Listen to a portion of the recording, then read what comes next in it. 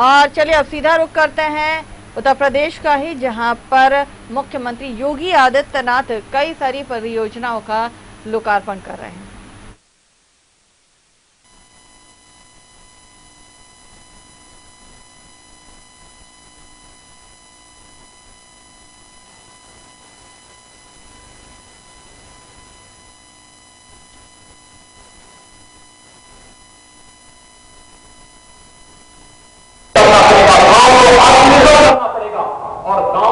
आत्मनिर्भर नहीं बनने देने के मार्ग में सबसे बड़े घोड़े थे, वे लोग आज तमाम प्रकार की भ्रम की स्थिति पैदा करने का प्रयास कर रहे हैं। आज आप देख रहे होंगे लोकसभा चुनाव में हम जब आए थे बाबा के यहां प्रचार में, उस समय आपने देखा होगा कांग्रेस उस समय राफेल राफेल चिल्ला रही थी, और आज जब राफेल भारत के अंदर आ गया तो चीन भी थर्रा रहा है। यह है भारत की ताकत। यानी वे नहीं चाहते कि भारत सुरक्षा के मामले में, रक्षा उत्पादन के मामले में भारत आत्मनिर्भर हो, और इसलिए भारत को बदनाम करने की उस समय साजिश रची जा रही थी, ठीक लोकसभा चुनाव के पहले। और यही कार्य आज फिर कर रहे हैं। किसान चिल्ला रहे हैं। किसानों का सबसे अधिक शोषण तो इन लोगों ने किया। किसान को कभी भी न्यूनतम समर्थन मूल्य इन लोगों ने नहीं दिया। किसानों को बिचौलियों से जकड़ करके सुविधाओं से वंचित करने का कार्य लोग करते रहे। और जब किसानों के लिए प्रधानमंत्री जी ने संसद में बिल पास करके आत्मनिर्भरता की ओर अग्रसर करने और लागत का दुगना दाम देने के लिए 3 बिल संसद में पास करवाए, तो आज कांग्रेस और उसके सहयोगी दल मिलकर के किस प्रकार का हाइतोबा मचाए हुए हैं। उन्हें मालूम होना चाहिए इस संसद में पारित होने वाले तीनों बिल किसानों की आमदनी को दुगना करने, किसानों को बिचौलियों से मुक्त करने, वन नेशन वन मार्केट की परिकल्पना को साकार करने, और किसान अपने उत्पाद को कहीं भी बेचेगा मंडी के बाहर, उस पर कोई मंडी शुल्क नहीं लगेगा, इस बात की गारंटी दे रहा है। लेकिन ये लोग जो अब तक बिचौलियों के कारण किसानों को जकड़ करके उन्हें लाभांश से वंचित करते थे, वे लोग चिल्लाहट मचा करके, गुमराह करके, अनावश्यक रूप से देश के माहौल को खराब करने का कार्य कर रहे हैं। कांग्रेस के नेताओं को तो, इन लोगों को तो, ये जो विपक्ष के नेतागण हैं, इन लोगों को तो इस बात में बुरा लगता है कि कश्मीर से धारा 370 क्यों समाप्त हो गई। यानी इनकी राष्ट्रीयता पर और राष्ट्रभक्ति पर भी मुझे कभी कभी संदेह होता है, किस प्रकार की टिप्पणी ये लोग करते हैं। जब किसी बड़े माफिया के खिलाफ कार्रवाई होती है तब भी इन लोगों को बुरा लगता है। और इसी प्रकार से जब किसानों के हित में, मजदूरों के हित में, नौजवानों के हित में, महिलाओं के हित में सरकार कोई निर्णय लेती है, ये लोग कुछ न कुछ विघ्न बाधा पैदा करने का प्रयास करते हैं। और उस विघ्न और बाधा को दूर करने के लिए समाज को जागरूक होना पड़ेगा। और उस जागरूकता के ही क्रम में आज मुझे बागर मऊ में आप सबके बीच में आना पड़ा है। मैं आभारी हूं यहां के सभी माननीय जनप्रतिनिधियों का।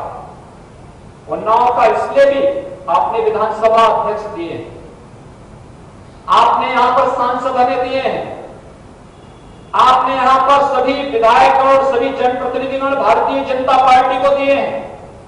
यह स्वाभाविक रूप से सरकार का दायित्व बनता है। विकास से कहीं भी विकास से आपका यह जनपद वंचित नहीं होने पाएगा, यह आश्वासन देने के लिए आज मैं आपके पास फिर से आया हूं। जो भी प्रस्ताव शासन के पास आएंगे, शासन पूरी प्रतिबद्धता के साथ उन कार्यक्रमों को संपन्न करके विकास को एक नए आयाम तक पहुंचा करके उन्नाव जिस विकास का हकदार था वह विकास उन्नाव तक मिलना ही चाहिए। ये मैं आपको आश्वासन देने के लिए आज आपके बीच में यहां पर उपस्थित हुआ हूं। मैं आप सबसे इस बारे में कहूंगा, केंद्र और प्रदेश सरकार प्रत्येक नागरिक के जीवन में खुशहाली लाने, उसके जीवन को समृद्धशाली बनाने और भारत को सशक्त बनाने के लिए पूरी ईमानदारी और प्रतिबद्धता के साथ कार्य कर रही है। हम सबको मिलकर के इस अभियान का हिस्सा बनना चाहिए। तनिक भी उन भावनाओं में नहीं बहना चाहिए। स्वार्थी तत्व बहकाने का प्रयास करते हैं। वे तमाम माध्यम हो सकते हैं, क्योंकि खाली दिमाग शैतान का घर। विपक्ष के पास कोई काम नहीं है। आज जो बेरोजगार है, जो कुछ दलाली चलती हुई थी और सरकार ने बंद करवा दी है, तो स्वाभाविक रूप से कुछ तो करेगा।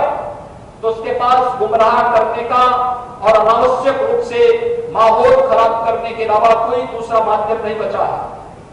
हम एक अपनी ऊर्जा का उपयोग सकारात्मक दिशा में करें और सकारात्मक ऊर्जा का उपयोग जिससे आपके गांव का, आपके विकास खंड का, आपकी तहसील का, आपकी विधानसभा का, आपके जनपद का विकास हो सके और विकास न केवल आपको बल्कि आने वाली पीढ़ी को भी लाभान्वित करते हुए गौरवान्वित कर सके।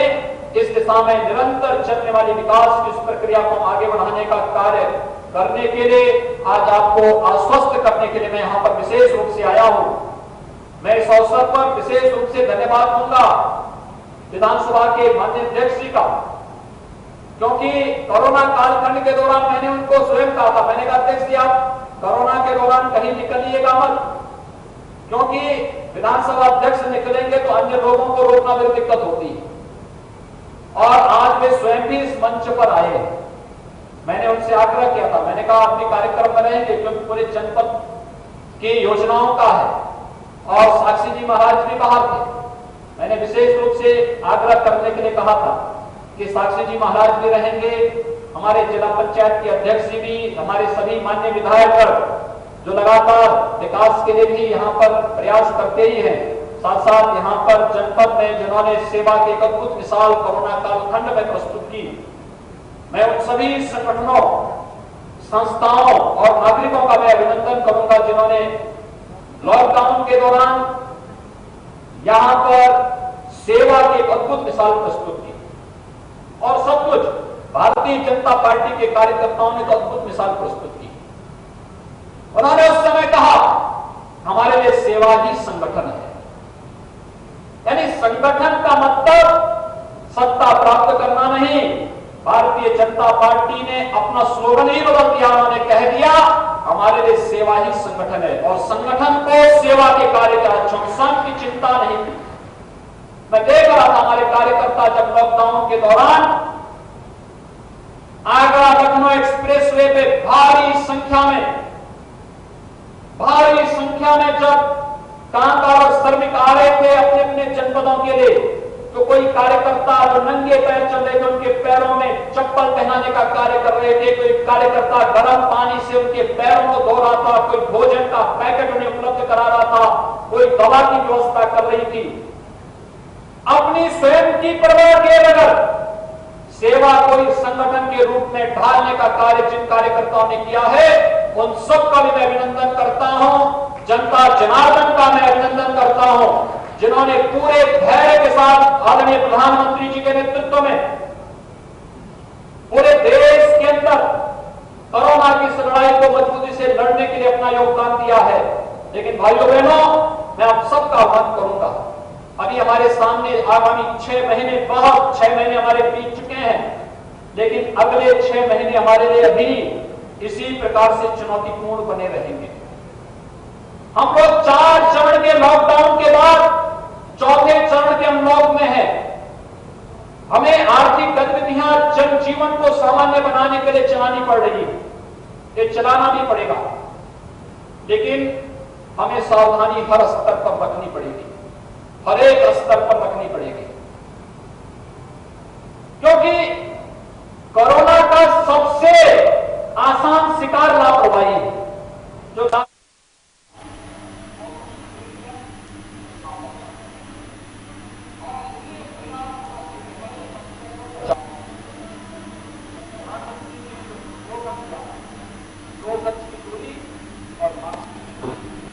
हम इसका पालन जरूर करें। अगर बीमारी आ जाती है हम जांच करने में संकोच न करें।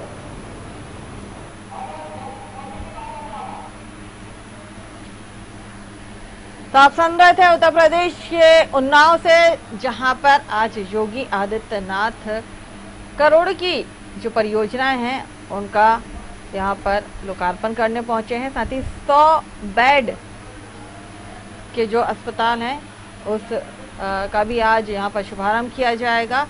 जनता को एक बार फिर उन्होंने कोरोना के इस संक्रमण की घड़ी में सुरक्षा और सावधानी से रहने की अपील की है।